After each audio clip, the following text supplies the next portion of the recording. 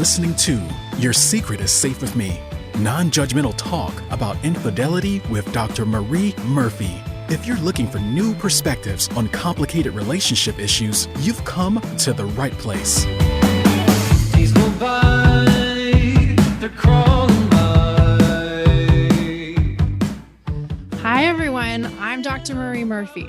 This podcast is all about expanding the conversation around infidelity. I'm a relationship coach, and I specialize in helping people who are cheating on their partners make decisions about how to move forward that are truly right for them. On this show, we feature tools and guidance from my coaching practice, as well as advice and insights from other professionals whose work pertains to the sometimes complicated business of romantic relationships. Today, I have the pleasure of talking with Isabella Mise, Director of Communications at Ashley Madison, a dating website created for married people who are interested in having discreet affairs. In her time with the company, Isabella has gained fascinating insights from conversations with hundreds of Ashley Madison members who use the site regularly. Today, she's going to tell us about findings from Ashley Madison's Love Beyond Lockdown study, which looked at changes in infidelity during the COVID-19 pandemic, which we are still very much in the midst of at the time of this recording. Isabella loves learning about people and why they do what they do, and she loves learning about Ashley Madison user experiences from a curious, non-judgmental perspective. To learn more about Ashley Madison, go to ashleymadison.com.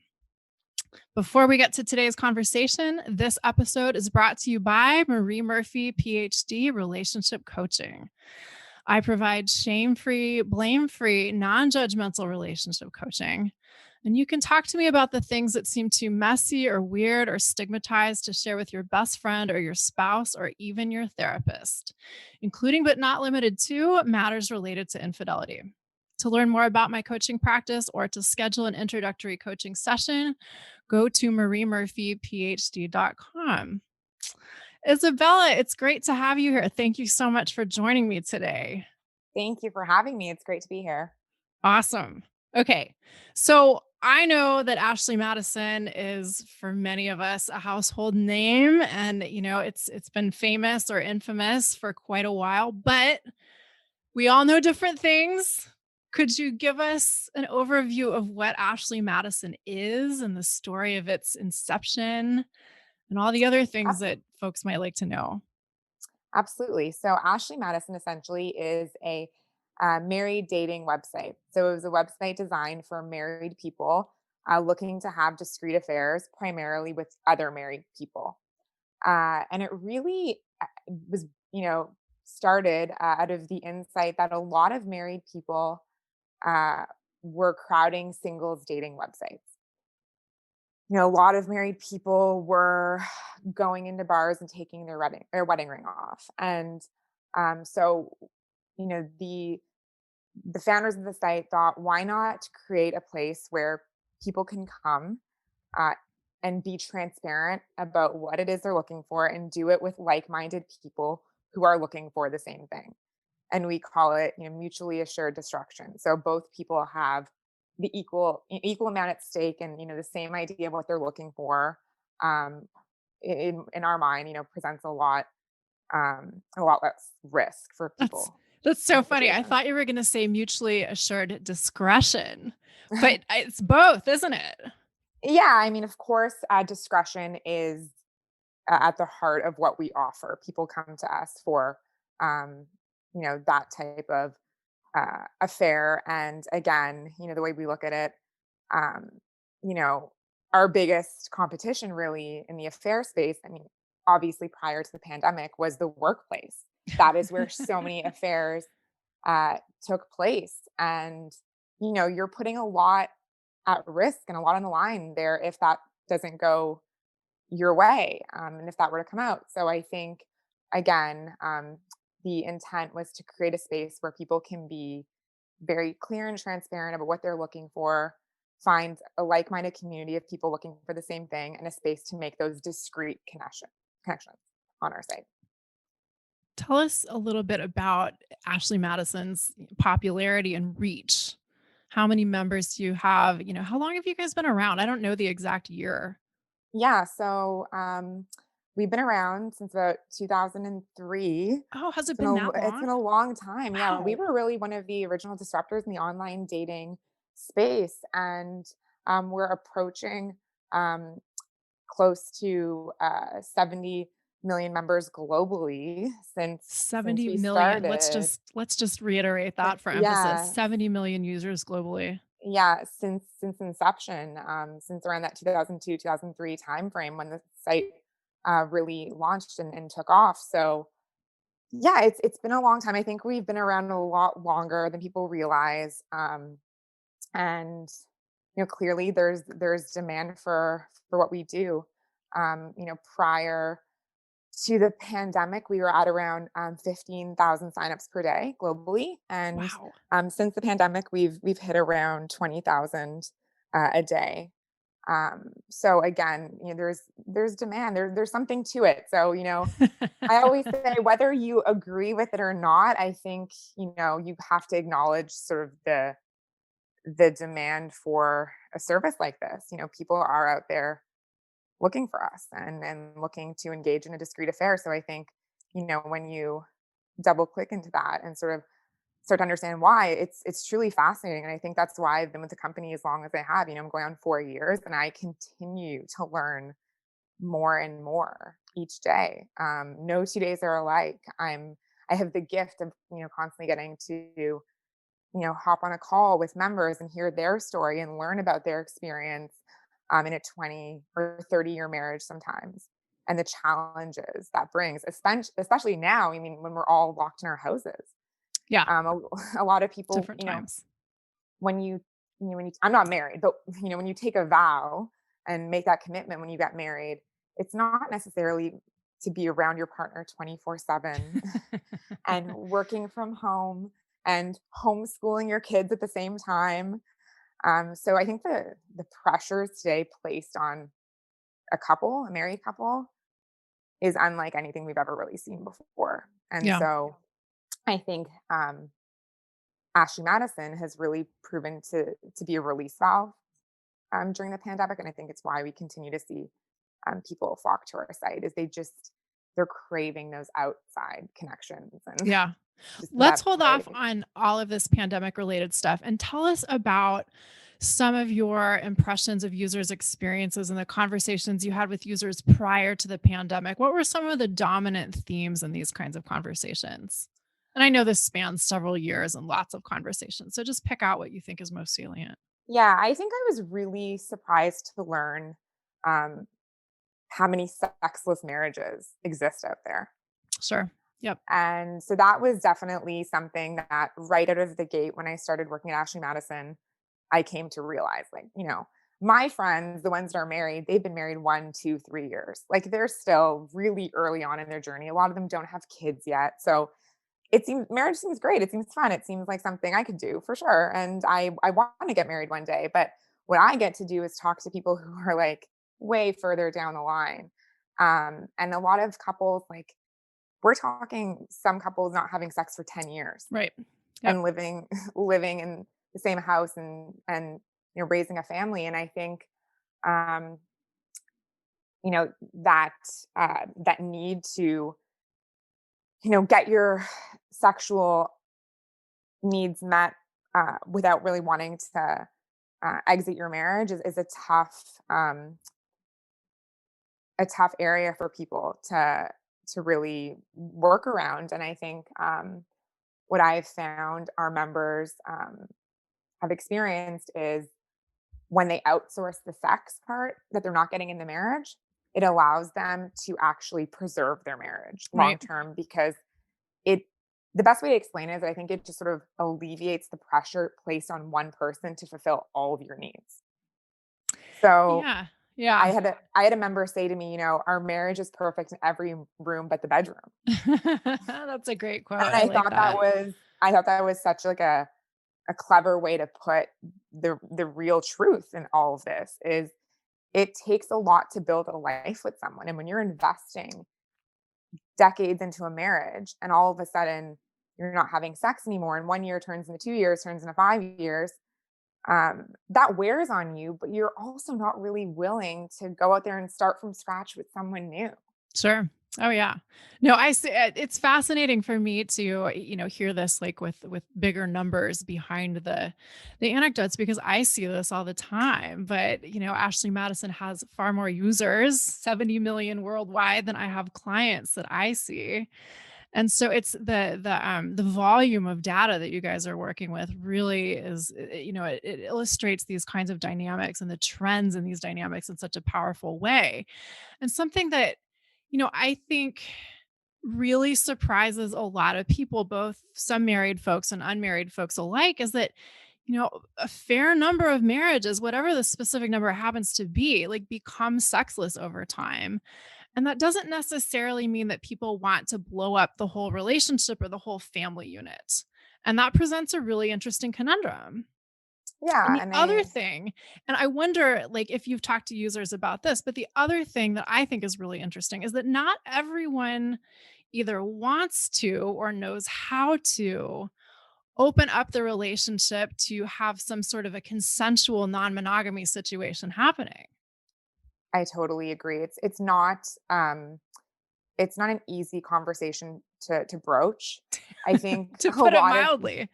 and again, I can only speak to what members relate to me. I'm not in this experience. I'm not married, as I mentioned, but a lot of times, people's reaction to our site is, well, if they're not happy, why don't they just leave? Or Right. if they're Totally. not happy, why don't they just confront their partner? Yep. Why don't they just go to therapy? Yep. Yep. And so I think it's very easy to sort of toss out these solutions that, again, in theory sound simple, but it's really, when it boils down to it, it's not something that people are always going to welcome with open arms. Those are tough things to hear. It's the conversations are awkward, and people, I think, just don't feel equipped to really conquer that. In a marriage, and broach those topics. And even when they bring, like, we have members that say, I tried everything. I asked them, and I went to therapy, and we did this, and to no avail. Right. So again, they're faced with this choice. Do I walk away? Um, or do I stay in this marriage and, potentially not get my needs met, and, Right. and sacrifice my own happiness? Hmm. Or is there Hmm. a third route? And I think Ashley Madison is that third route. Right. Oh yeah. No, I totally understand and agree. It's really hard for people to imagine what this kind of conundrum is like if they aren't in it. Yeah. And it's really hard to it one of the things that I think is so ironic in our society is that we glorify and fetishize the institution of marriage and lifelong monogamy. And those aren't necessarily bad ideals. I'm not here to knock those things. But the problem is that we fetishize these things and yet we don't give people the skills or the capacities or the tools to work through the really difficult aspects of these kinds of relationships or other kinds of relationships for that matter. And I think monogamy is something that, has just changed so much over the years. And what I mean by that is it's now almost the spectrum. And I think Sure. with all of the new technology and social media platforms, there's so many opportunities for what we call like micro cheating behaviors. Yeah. So, cheating isn't just now like, cheating is not only now having sex with someone who's not your spouse Yeah. behind their back. Uh-huh. Cheating might be, responding to your, ex boyfriend from high school who messaged you on Facebook that now wants to have lunch with you and you haven't told your partner. Like, that is Right. sort of now on this like spectrum of cheating. So I think what's really interesting is that, couples don't really have this conversation when they get married about, like, what's my version of monogamy Yeah. and what's your version of monogamy. Totally. And Yeah. um, Dr. Tammy Nelson, a sex therapist that, we work with often, she says, people make an explicit promise to their partner with a lot of implicit assumptions. Oh yeah. A- Absolutely. And I think that's when things get a bit unclear and tricky in terms of just the couple aligning on what their expectations are for a marriage. So I definitely think monogamy is a beautiful concept, and I think it works for a lot of people, but I don't think it's for everyone. Yeah. And I think Yeah. and I think we're conditioned to sort of think that's the norm. Monogamy is the thing. Absolutely. And, we don't have a lot of shared resources, both material and social, to help people who are, like 5, 10, 20, 30, 40 plus years into a marriage and are, like not getting everything they really need from that kind of a relationship. Yeah, and I think there's some changes, based on generations. Like I think people are waiting to get married a bit later in life Yeah. now. They have more relationships under their belt. They have more sexual partners under their belt. But a lot of our clientele and our membership, they've only had sex with one person. Oh, wow. Yeah. Talk about that. Like, what's the age range of your membership? So I would say, again, we have, you know, a wide array of ages. And, we have people in their 20s that are more newly married and people in their 30s and 40s. But I would say late 30s, to, late 40s, early 50s is sort of our core. Hmm. Yeah. Um, so it's people that have lived a bit of a life beforehand and sort of realized that monogamy wasn't that fairy tale they were sold as a kid. Right. So, Imagine um, that. so they've sort of come to that conclusion that maybe they got married too young, or maybe they should have had more experience going into their marriage, but they didn't. And now again they're in the situation where there's a clear lack of fulfillment. So I would say again there is a core group that I speak to, people that are a bit older, so maybe in their 50s, late 40s, 50s, that have just, again, they really didn't have that experimental phase in their Hmm. life.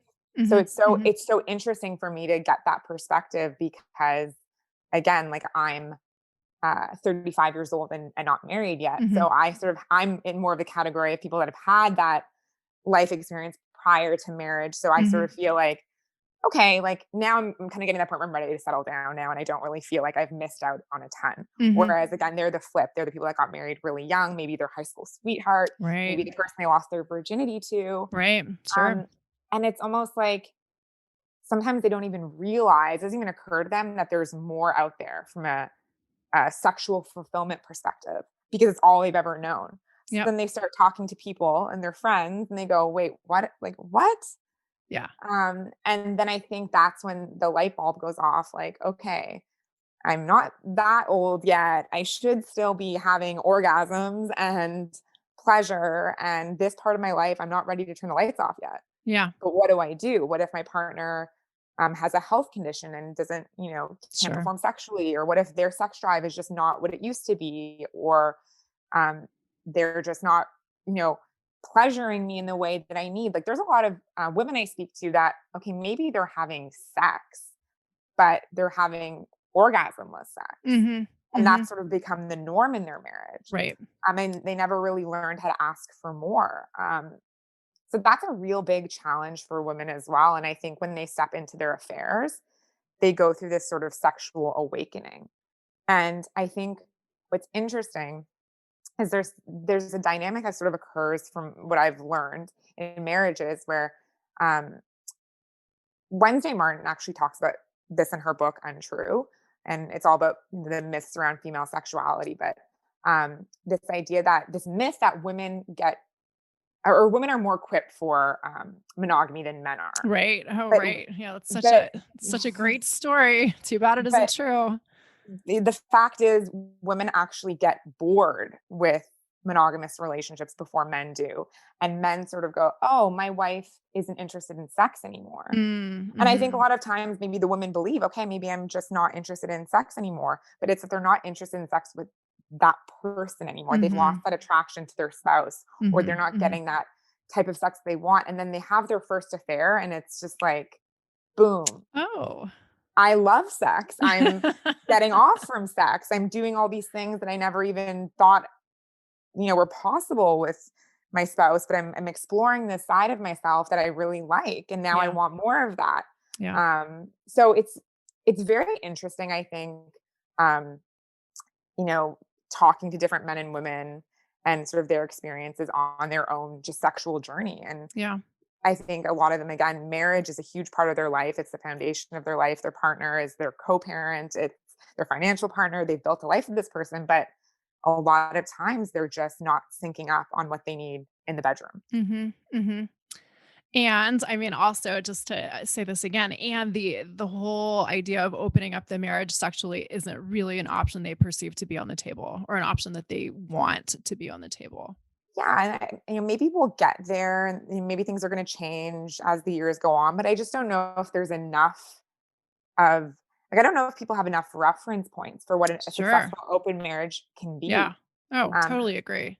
so Totally agree. I mean, it's such an interesting, kind of like paradox of sorts. And, although I would say that consensual non-monogamies are far more visible socially and culturally than they were, say, 10, 20, 30 years ago, it's still not a mainstream thing. And many people who are in marriages that aren't satisfying grew up believing like marriage is what you do and you stick with it no matter what. And I would imagine that you see that reflected in your interactions with users. yeah, well, and it's interesting. Again, our core constituency is married people Mhm. seeking other married people. But we do have couples on our site together, Oh, open interesting. couples, and when I talk to them, and ask them why they're on our site, and they sort of articulate their same desire for discretion because even though the two of them are transparent and in this open relationship together, they actually don't have that as a you sort of they don't have that part of their life disclosed to their parents and Sure. friends and kids, Oh, and yeah. it's very much just for them, and Right. they're I think a lot of times um concerned about people's reaction to it and how people might judge that Yeah. lifestyle that they've chosen that works for them. It seems like again like we're not there yet in Mhm. terms of it being mainstream. Yeah, for sure. And I mean, on the one hand, like, it's such an interesting dynamic. On the one hand, I firmly believe as a coach and as someone who's got a PhD in sociology that on the one hand, we're all entitled to our privacy. If we want to keep things in our life quiet and discreet, like that's our prerogative. And on the other hand, when things are when certain practices or relationship formations are stigmatized on a social level, that's different from wanting privacy. It's about being afraid of, being open if you want to be open about your life. Yeah, I think a lot of people, the discretion is again, it's for that privacy. It's wanting that, not to disclose that part of their life to everyone. They don't Yeah. want that part of their life up for discussion. They want to just keep it between the couple or, for themselves. But I do think there's a portion of our website that actually likes the secret part of it and the Sure. illicitness. And that Sure. takes us to why a single person would be on our website, right? We do have Oh, a yeah. lot of singles join the site, Uh-huh. and I think for them, they like the idea of um, communicating with someone who's married and the idea of the secret illicitness.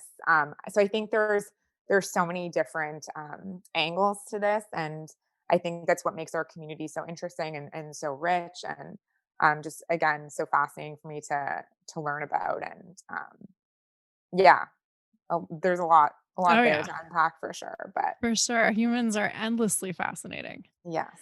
Tell us about the gender breakdown of the site. Yeah, that's a great question. So we do an annual report every year, um, really just looking at our membership as a whole, including how many people are signing up every day, different signups based on different countries, because we are we're a Canadian company, but we're all over the world, and as part of that, we look at the gender breakdown, and I think a Mhm. lot of again, there's a lot of misconceptions around Ashley Madison around infidelity, and I think there's this narrative that there's not a lot of women on our site, or it's only men that are cheating. But it's actually quite balanced in our web on our site. So we look at um, paid males versus active females. So Mhm. it's free for women, and men pay to chat Mhm. with women. So we're at about 1 to 1 uh, active Oh, paid wow. males for every one active female. Wow. Yeah. Which again, I think it does come as a surprise to a lot of people. And I think there's places around the world like Brazil, for example, where it's almost twice as many women to Oh, men really? on the Interesting. site. I think is really interesting when you start looking at the different cultural breakdowns and factors that come into why people cheat. And Yeah. yeah, Fascinating. Mm. What are there any other major like pre-pandemic trends that you want to lay out for us before we talk about pandemic trends, just for the sake of having a reference point? Yeah, I think what we saw like prior to the pandemic was people seeking out multiple affair partners. Women in particular were looking, really just to outsource the sex in their that was missing in their relationship. And they were very pragmatic about that. But again, there was a I'm not out here looking to fall in love or leave my marriage. I'm out here to get laid, to have sex, Yeah. Yeah. and to go back home, happier, more patient partner. Um, so I definitely feel, um, again, like there was a desire to meet a lot of different people and connect with a lot of different people. Um, I think sort of what I've seen in this period since the pandemic, um, I think just by nature of the fact that I think there's just, you know, everyone in general needs to be more cautious now in terms of our social interactions. I would Hopefully. definitely, yeah, I would definitely say there's been a move from more of your, casual in-person affairs. There's been a move more to like a virtual style affair, Uh-huh. and people have had to get very creative with how they are chatting or sexting or video, you Yeah. know, um, conferencing with their affair partners, given that they're at home a lot of the times. But I would definitely say we've seen a shift to more of the virtual affair. Interesting. But I do, one thing that I loved in the Love Beyond Lockdown report was that you mentioned, when there's a will, there's a way, or where there's a will, there's a way. For And people are sure. still finding ways of meeting up. Like I certainly hear this from clients of mine. And, sometimes when people ask me, well, how do people have affairs? It's a pandemic. It's like, well, you can do just about anything if you set your mind to it, including but not limited to Right. No, have I an think it's affair. a great point. I think that's definitely an interesting finding that came out of the report is Yeah. that the pandemic has not eliminated the desire to cheat. It has fueled the desire to cheat because what it has done it's sort of any cracks that existed in the relationship, any fractures have been widened. They have been any tension has been, amplified within the couple. So if anything, they want to cheat more, probably, just based on the tension at home. But I think they have had to get more creative in Mhm. how they Mhm. do this. So, are they taking more walks during the day so they can call their affair partner? Are they having sort of an hour a day where they have do not disturb on the door and they have their reading time or their a work time, but really they're using that to send sexy photos to their affair partner. Like there's Yeah. definitely been, I think, how they go about it, they've just had to get creative. But I think there's also a portion that they had a consistent affair partner going into the pandemic, that they've just continued that relationship and they've almost had a bit of trust already built into that relationship Sure. because it wasn't a new affair partner. I think it just depends. Are you meeting up? Are you meeting someone, are you chatting with them for the first time in the middle of the pandemic? Right. That's you're gonna Right. have to sort of again use your judgment and sort of do what you're comfortable with. But I definitely would say big things that have come out of the findings in that report is people are not having sex with their partner at home. They are not Mm. looking to their partner for Mhm. comfort. They're looking outside of their partner for comfort. Mm. Mhm. Mhm. Um, they are definitely still looking to have affairs. Um, you know, Let me interject a question just for the yeah. sake of reference. How like what spike in new users have you seen since the pandemic began? Yeah, it's a great question. So prior to sort of the March timeframe when things March um, 2020, right? March 2020, yeah, Yeah. we were at around 15,000 signups a day. Right. Um, and now we're at around 20,000 signups a day. Okay.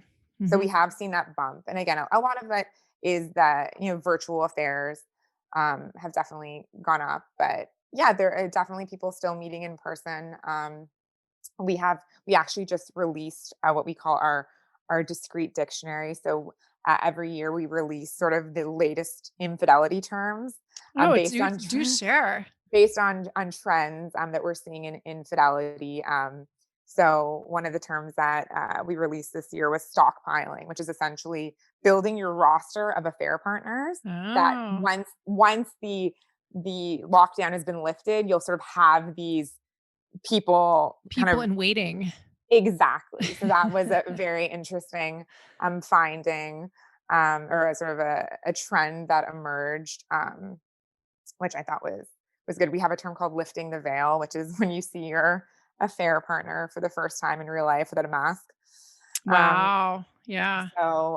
Yeah. anyway, there's definitely it's an interesting time to be having an affair, but again, when there's a will, there's a way. And I definitely think people are having to be more creative. But what, like you said, where there's a will, there's a way, and affairs are still happening right now. Yeah. For sure. What are some of can you give us like a qualitative sense of your members' experiences during this time and some of the things they've said about seeking out affair partners perhaps for the first time during this pandemic experience? Yeah, I think for them, they really look at it as like an integral form of self care during the pandemic. It's it's a time where they're really not feeling connected to their spouse, they're not feeling attracted to their spouse, they're not having any sexual intimacy with their spouse. There's almost this like I think tangible loneliness within their Mhm. relationship at home. Yeah. So I think for them, this affair or this promise of an affair once lockdown is lifted, like an in-person affair, is giving them a sense of optimism or like something to look forward to is what they're really remarking. Um, Interesting. so I think Is that the language that users use? yeah, like the number one benefit of sort of having an affair during lockdown is something to look forward Oh, to. wow. Mhm. Mhm.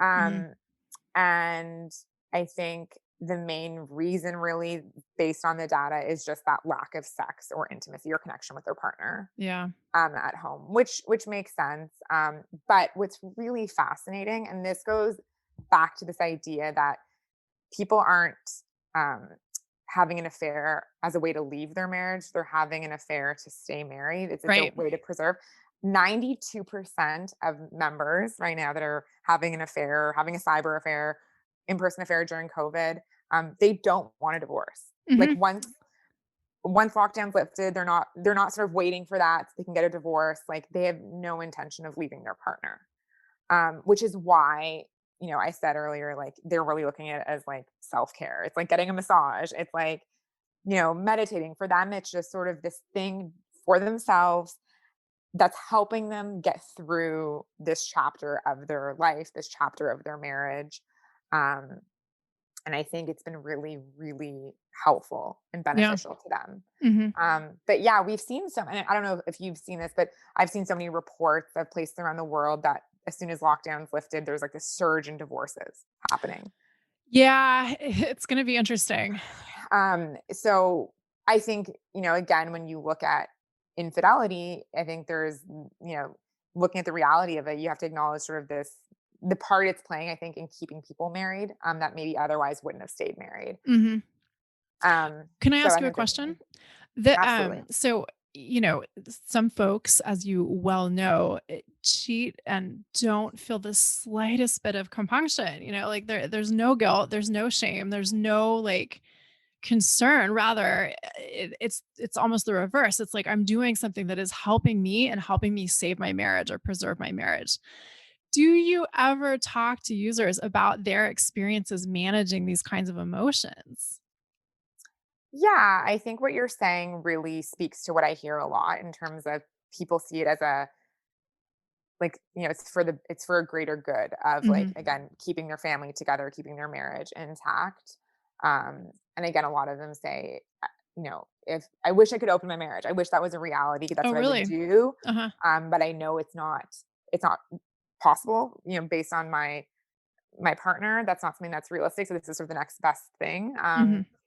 And I don't know, I think it might just be, the ability to compartmentalize. We did Yeah. a report last year, it was called the Good Wife Study, Mhm. and that was focused, purely on our female membership that we surveyed. And they really, again, I think they broke this myth that women get really emotionally attached, when it comes to sex. Yeah. And what we found with our female membership is they're actually really good at compartmentalizing their Uh-huh. affairs. Uh-huh. They have their affair life and they have their married life, and they go to the gym and they go to work, and they sort of have these different, you know, hats they put on in each Yeah. scenario. And they're really sort of, they got it, for them to a place where it really works. And to your point, they're not reporting feelings of guilt. Mhm. Mhm. And I do think they've come to terms with the fact that this needs to happen in order for them to be able to keep their family together. And a lot of them, again, going back to this idea of like our marriage is perfect in every room but the bedroom, they remark that like Mhm. their partner is their best friend, their emotional support system, a fantastic parent to their children, a financial provider in a lot of ways. Like there's so many good elements that I think that the reason they're able to step away from the feeling of guilt is that they've sort of acknowledged the faults of monogamy in general as a practice. And they sort of have reasoned like if I leave my partner and start over with someone new, I'm not convinced I won't encounter the same problem Yeah. 5 or 10 years in. This is Mhm. just a reality of monogamy. And, this is what works for me and this is how I'm going to structure my life so I can keep my marriage together. Yeah. So I think from that perspective, I'm not married, but I can use my imagination. I can put myself in their shoes and say that makes sense. Yeah.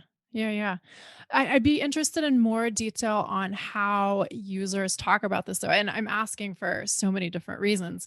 One is that, there's just so much, or at least I encounter so many people's impressions that if you're cheating, you should feel guilty. And the empirical reality is different. Not everyone does.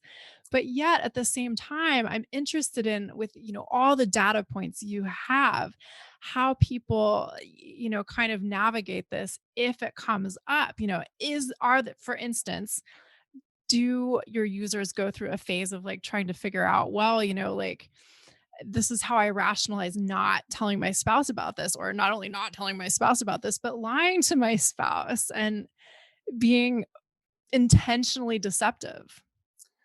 Yeah, and I can't speak for every member experience out there. I'm Yeah. sure there are members that have experienced, you know, whole host of emotions since embarking, you know, in On the extramarital affairs journey. Yeah. on the journey. And so do feelings of guilt come up? I'm sure. Do feelings of, you know, am I doing the right thing? Should I come forward and confess? I'm sure all of them at some point can relate to feeling those things. I'm sure a lot of people, potentially have therapists that they've gone to with these same questions. I know there's people like Esther Perel who speaks about this all the time when you know, people come to her with that question of should I tell my spouse? And I think her first response is always like, well, what is it that you want to tell your spouse? Is it Yeah. that are you telling your spouse because you want to announce to them that you want to leave the marriage? Are you telling your spouse because you want to alleviate your own sense of guilt and you want to relieve yourself of that? Are you telling your spouse because you think this is actually kind of giving you a wake up call to your marriage that you want to, share with them and, it's rejuvenated your marriage in some way? Like, I think um, that's something that it's important to distinguish, like. Oh, I completely agree.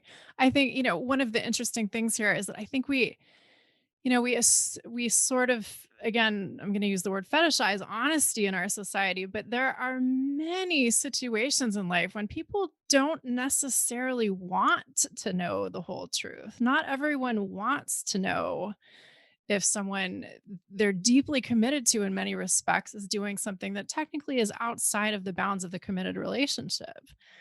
And I it's a totally tricky agree. thing because you can never know for sure. I mean, when I talk to people about this, you know, I always, as you're saying that Esther Perel says, I agree. You've got to be clear on what your intention is if you decide to talk to your partner about this.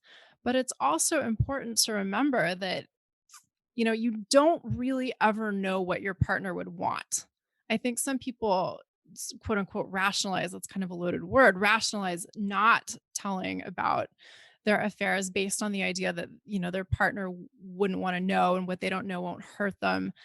And that isn't, I don't believe that's always true. And I have seen people's experience of that not necessarily being true. But at the same time, I think it is important to call out the fact that we kind of, like default to this knee jerk, like honesty is always the best policy type approach. And that's pretty unnuanced. That does Yeah, not account for a lot of people's experiences. I agree. I don't think any two situations are alike. We have a member who was in a really, specific situation. Her spouse, who was a bit older than she is, they had a really vibrant marriage, and then he was diagnosed with Alzheimer's, and she suddenly was she was sort of put into the role of caretaker pretty Yeah. quickly overnight. Yeah. And she was faced again with this decision, like, I can't leave my partner. This isn't something that I'm ever going to be willing to do. But I also I feel now like I'm missing something. I feel a bit, depressed, or like I've lost myself in all of this, that I need to now um, outsource this need to someone else. And so she went on Ashley Madison again, was really able to get that fulfillment. And again, be a better partner to her spouse and be a better caretaker. And I think that's not the first thing you would think of when you think of an affair, right? But Yeah. you can very easily put yourself in that woman's shoes and Yeah. say, well, that she needs that for herself. She's put in a tough spot where she really can't afford to sort of abandon all of her needs completely, but she needs to be there for her spouse. And so, I think there's situations like that where, again, it's so unique, and it's so um, there's so many nuances there that you can't really judge. But then there's also, I find there's a lot of people that come to us and they'll say, it's a bit don't ask, don't tell in my house. Like, my partner knows, but they don't want to know anything. They don't want Mhm. to know, they sort of acknowledge that we're not having sex anymore and they can't give that to me. But they don't want to know any details about what I'm doing. They're sort of Mhm. turning that Mhm. bit of a blind eye. So it's almost like that's not really is that a traditional affair if they sort of know and they don't know? And then there's people that are in open marriages that still have these secret sort of relationships Yeah. Yeah, that yeah. are out, that are, because as I'm sure you're aware, when you have an open relationship, that comes with a lot of communication, a lot Oh of my god. planning, and there's so much work that has to go into that You know what they arrangement. say, polyamory is an endless conversation. Exactly. And again, there's members that we talk to that even within their open relationship have these secret Yeah. relationships and affairs Yeah. just for them. And so I think this idea of like honesty being the best policy, or like doing sort of the right thing and coming forward, I think it's really difficult to sort of apply that to all situations. Yeah. So like, I think so broadly, I don't think it works. I think just everything is so different for person to person. Yeah. Yeah. We like to pretend that it might be or should be otherwise, but it just isn't. Absolutely. This has been amazing, Isabella. Is there anything else you want to tell us about Ashley Madison or Ashley Madison users' experiences before I ask you a question about you? um I think, again, I would just say that infidelity is not necessarily what people think it is. And I think no, again, no two situations are alike. So I just I would say, since joining this company, my mind, which is in my opinion already an open mind, has really been opened even further. And I think, again, if we approach things from a place of like understanding rather than judgment, I think we'll find that there's so much to learn about the human experience. Yeah, For agree. sure. Absolutely. And I really think that attitude and that approach applies to so many different aspects of life, not just infidelity, and we would all do well to seek to learn more and understand more before we disagree or judge. Yeah, absolutely. All right. let me ask you a question about you. As you know, this show is dedicated to expanding the conversation around infidelity. Can you tell us about a time when you've been unfaithful to someone, maybe yourself, maybe another person, or to something? Yeah, that's a great question. So, in terms of romantic relationships, I've never experienced infidelity in sort of that direct way. But I will say this, since I am sort of single and dating, I have found that um, what I, you know, what consider to be, you know, I would say like acceptable relationship behavior, or, how I look at monogamy isn't always the same way my partners look at it. Sure. Which again is why I really sort of promote this idea with my relationships, also my friends and their relationships, of having a monogamy agreement in place, and really like making sure you are honest with yourself about what your view of monogamy is, and what you're comfortable with, and make sure that you are really clear with your partners as well, in terms of like what they want in a monogamous relationship, because I think you'll often find it's not always as aligned as you think. It's like love languages, right? Like we all have a dominant love language, and we assume that it's the same as our partner's dominant love language, and that's not the case. So while I haven't, ever again experienced a traditional affair, I definitely feel like these micro cheating moments have become more and more prominent over the last few years in my dating experiences on Mm, both mhm, sides, that mm. I really think monogamy is a complex topic, and it's changing every day. Yeah. Yeah. So Yeah. that's sort of been my experience. It's not really a juicy and exciting No, no, revelation, that's a but good it's one. definitely something that I've come to realize. Yeah. Yeah. I love the term micro cheating. And I love your point about, evaluating what you want out of monogamy before you can even really have the conversation with a partner about what monogamy means to you, the two of you as a couple. And not just what you've been told to Yeah. believe about monogamy, not just what you've been brought up to believe, or what your friends' monogamy looks like, or what your parents' monogamy looks like. Like truly reflect on what a fulfilling monogamous or non-monogamous relationship Yeah. means to you. Yeah. And I think there's so many ways to really, explore that and get honest with ourselves. And I would encourage everyone really just to reflect on that, and be open and communicative as much as possible. Yeah. Yeah. Absolutely. Couldn't But agree this is more. this has been great. Awesome. Well, thank you Yeah. so much for joining me today. Yes. And Thank you for again, having me. oh, my pleasure. So again, let's just reiterate, you're Isabella Mise from Ashley Madison. And Yeah, if folks want to learn more about Ashley Madison, they can go to ashleymadison.com. absolutely. Awesome. Thank you for listening, everyone. If you enjoyed what you heard today, we'd love it if you would head on over to iTunes and rate and review the show. I'll see you next time. Bye for now. Thanks for listening to Your Secret is Safe with Me with Dr. Marie Murphy. Make sure to click subscribe to get updates on our latest episodes.